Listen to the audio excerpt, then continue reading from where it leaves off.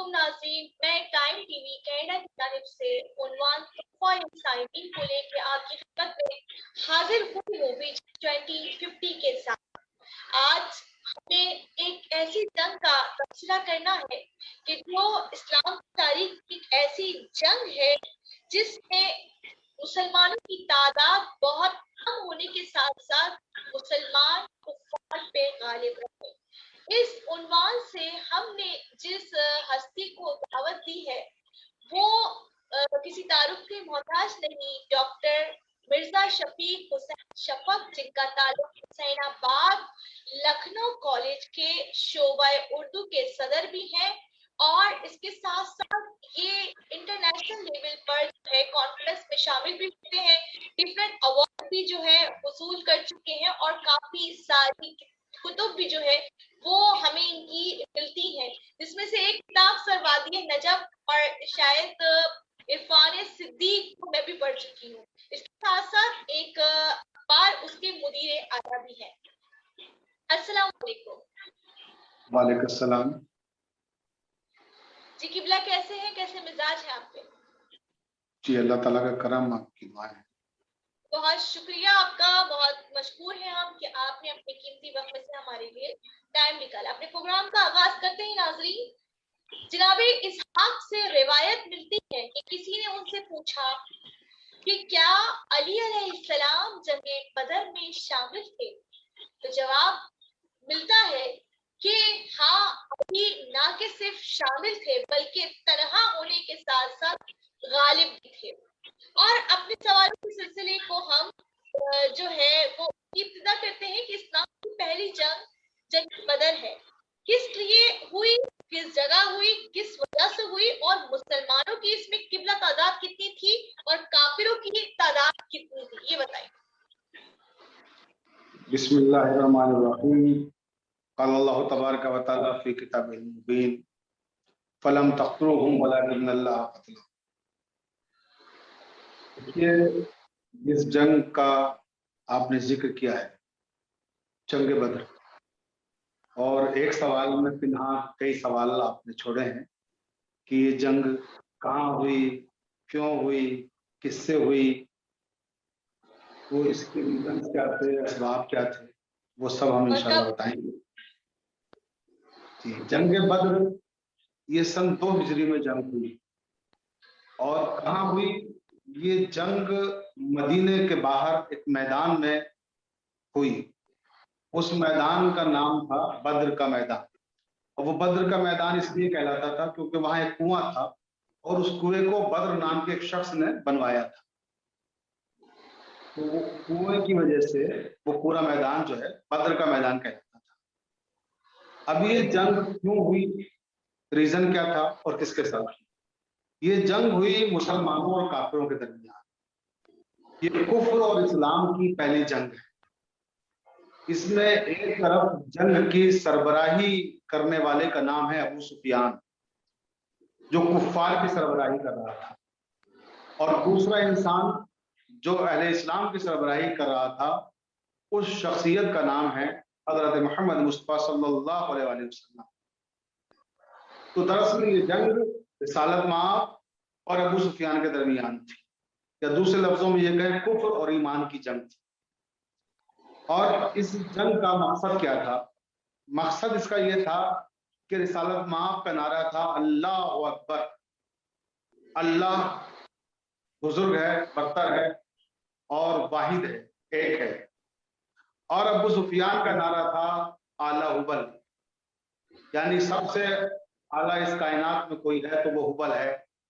और हुबल के साथ साथ 360 दीवार काबा पर रखे हुए बुत। तो ये बुत परस्तों और ईमान परस्तों के दरमियान जंग थी। दरअसल एक तबका वो था जो हुबल को सबसे आला और अफजल मान रहा था, और एक तबका वो था जो अल्लाह ताला की वहदानियत का कायल था, जो अल्लाह ताला की तौहीद का कायल था। तो तौहीद परस्तों में ये जंग हो रही थी और फर्जंदाने कुफ्र से जंग हो रही थी। एक तरफ अहले कुफ्र थे, दूसरी तरफ अहले इस्लाम थे। ये जंग हुई मदीने के बाहर मैदान में, اب سوال پیدا ہوتا ہے کہ جو ابو سفیان ہیں اور ان کے ساتھ 1000 کا لشکر ہے، یہ مکے سے مدینہ آئے تھے جنگ کرنے کے لیے۔ اسلام کبھی بھی جنگ کرنے کا حکم نہیں دیتا، اسلام ہمیشہ ڈیفینس کرتا ہے، دفاع کرتا ہے۔ اسلام جنگ نہیں چاہتا، اسلام امن چاہتا ہے۔ پہلی جنگ بھی ہوئی ہے تو کفار کی طرف سے ہوئی ہے، اسلام نے ڈیفینس کیا ہے، بانی اسلام نے ڈیفینس کیا ہے۔ کفار مکے سے چل کر مدینے آ گئے تھے جنگ کرنے کے لیے، اور یہ خبر جب رسالت مآب کو پہنچی کہ یہ لوگ بدر کے مقام تک پہنچ گئے، مدینے سے تھوڑی ہی فاصلے پر بدر کا مقام تھا، تب رسالت مآب نے اپنا لشکر تیار کیا اور ان کے مقابلے کے لیے ڈیفینس کے لیے مدینے کے باہر آئے۔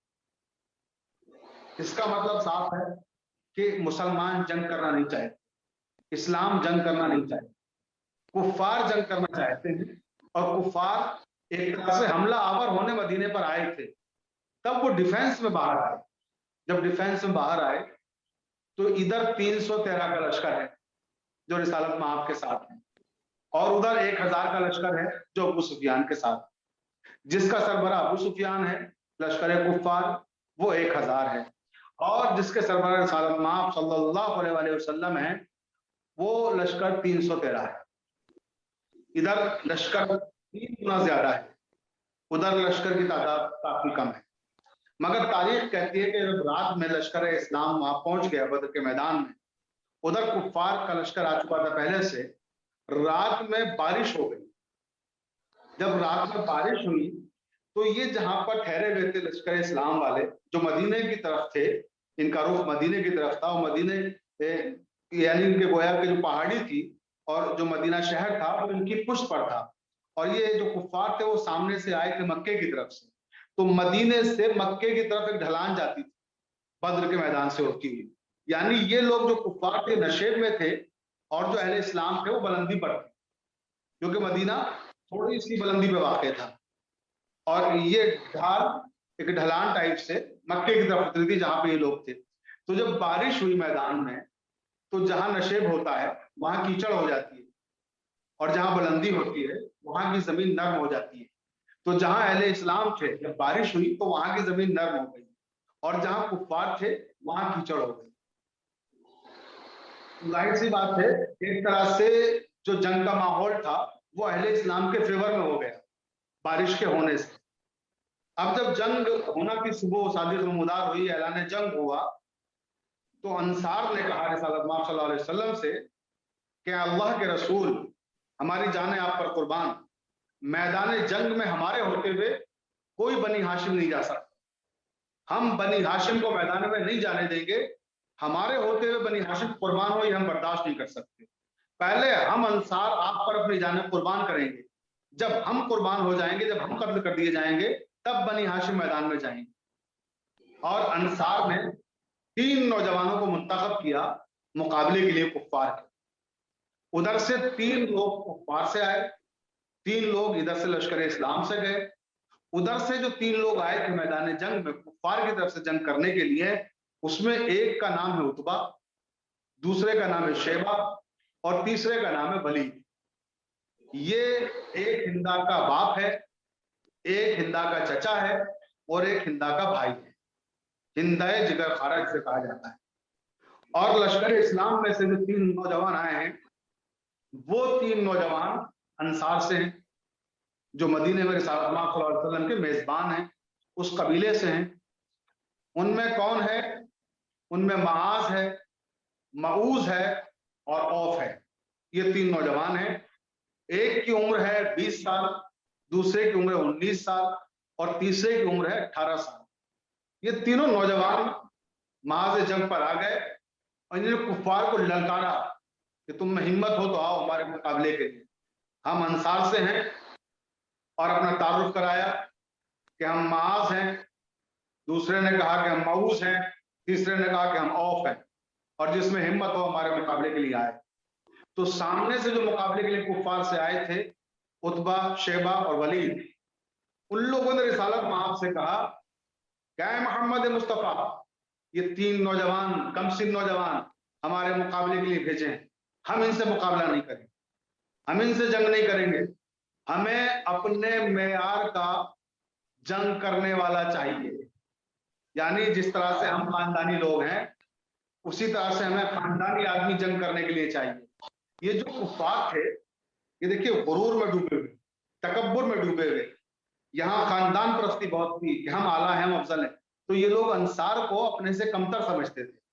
تو انہوں نے کہا کہ ہم انصار سے جنگ کرنا اپنی توہین سمجھتے ہیں. یہ کیا ہے, آپ نے ہمارے مقابلے پہ 3 انصار کو بھیج دیا, معاذ, معوذ اور عوف کو. ہمیں ان سے جنگ نہیں کرنا.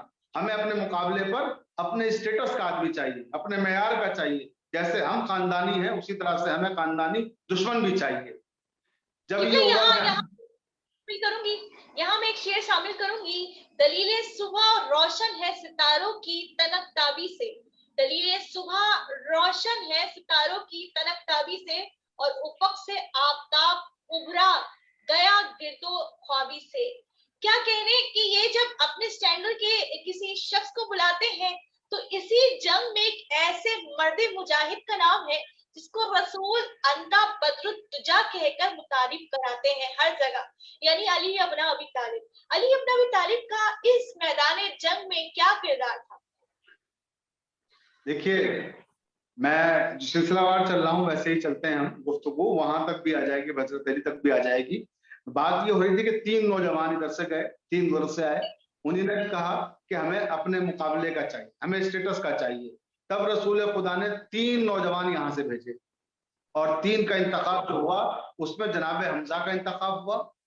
حمزہ گئے, عبیدہ گئے, اور علی ابن ابی طالب گئے. حمزہ کون ہے؟ رسول خدا کے چچا ہیں. عبیدہ ابن حارث ابن عبد المطلب, یہ کون ہے عبیدہ؟ یہ چچا زاد بھائی ہیں رسالت میں آپ کے. اور علی ابن ابی طالب ابن عبد المطلب, یہ کون ہے؟ یہ بھی چچا زاد بھائی ہیں حضرت رسول اللہ صلی اللہ علیہ وسلم کے.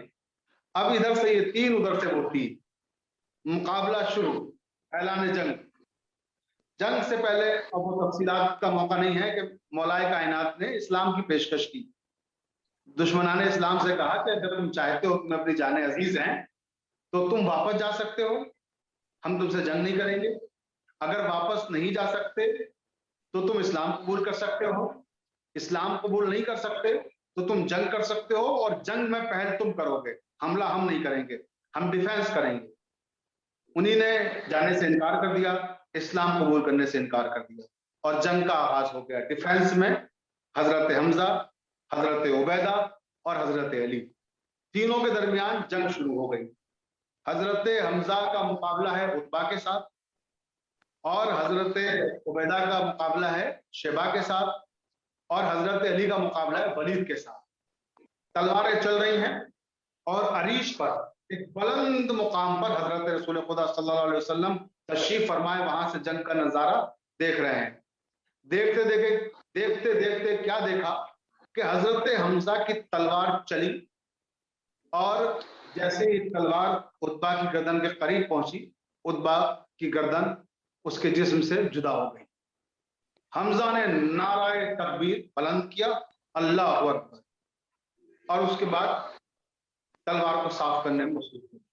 اب راوی کہتا ہے کہ حضرت عبیدہ جو عتبہ سے جنگ کر رہے تھے, عتبہ اور ان کے درمیان جنگ ہو رہی تھی, تو حضرت عبیدہ زخمی ہو گئے, اور ادھر حضرت علی کی ولید سے جنگ ہو رہی تھی. حضرت علی نے ولید کو قتل کر دیا, اور جب ولید کو قتل کر کے عبیدہ کی طرف مڑے تو کیا دیکھا کہ عبیدہ زخمی ہو گئے ہیں, اور عبیدہ کا دشمن, عبیدہ کا مخالف جو ہے عتبہ, وہ عبیدہ پہ غالب آنے کی کوشش کر رہا ہے. حضرت علی نے تبرکن تلوار کا رخ عبیدہ کی طرف بھی گھمایا, اور بس تلوار کا اس طرف جانا تھا کہ کیا دیکھا کہ فضاؤں میں اس کی گردن بھی لہرانے لگی, جسم الگ اور گردن الگ. اب چاروں طرف سے نعرہ تکبیر کی آوازیں بلند لشکر اسلام میں ہونے لگی, اللہ اکبر, اللہ اکبر, اللہ اکبر. یعنی 3 نوجوان جو اسلام کی طرف سے گئے تھے, تینوں ظفریاب ہو گئے, تینوں فتحیاب ہو گئے. اب کفار نے دیکھا کہ ان سے تنہا جنگ کرنا آسان نہیں ہے, ایک کے بدلے میں ایک جنگ کرے گا تو ہم ہار جائیں گے. تب انہوں نے حملہ کیا اجتماعی, اور جب اجتماعی حملہ کیا تو کہاں 1000 کا لشکر اور کہاں 313. مقابلہ شروع ہو گیا.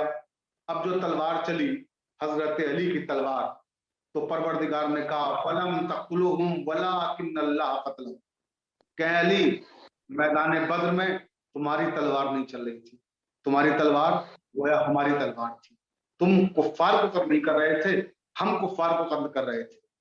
اور نتیجہ کیا ہوا کہ چند گھنٹے کے بعد جنگ کا نقشہ بدل گیا، 70 کفار قتل ہوئے، 70 کفار گرفتار ہوئے، باقی سارے فرار ہو گئے، یعنی کہ 140 لوگ، جس میں 70 زندہ اور 70 مردہ کفار، اور 860 لوگ میدان چھوڑ کر بھاگ گئے۔ اب یہ جو 70 لوگ ہیں، ان 70 میں 35 کو سارے لشکر نے مل کے قتل کیا ہے۔ 313 مل کر جب قتل کرنے جاتے ہیں تو 35 کو قتل کرتے ہیں، 35، اور مولائے کائنات اکیلے 35 کو قتل کرتے ہیں، 35، یعنی 35 مولائے کائنات نے تنہا قتل کیے اور 35 سارے لشکر نے مل کے قتل کیے، اور یہ جنگ اسلام نے فتح کر لی اس طرح سے۔ اور جب جنگ فتح کر لی تو پیغمبر اسلام حضرت محمد مصطفیٰ صلی اللہ علیہ وآلہ وسلم نے انہیں گرفتار کیا تھا، انہیں پیغام دیا کہ اگر اسلام قبول کر لو گے تو تمہیں رہا کر دیا جائے گا، اور جو لوگ قتل ہوئے تھے ان کے لاشوں کی بے حرمتی نہیں کرنے دی گئی۔ حکم دیا رسالت میں آپ نے کہ کفار کے لاشوں کو بھی، وہ جو کنواں تھا بدر کا، اس میں سارے لاشیں دفن کر دی۔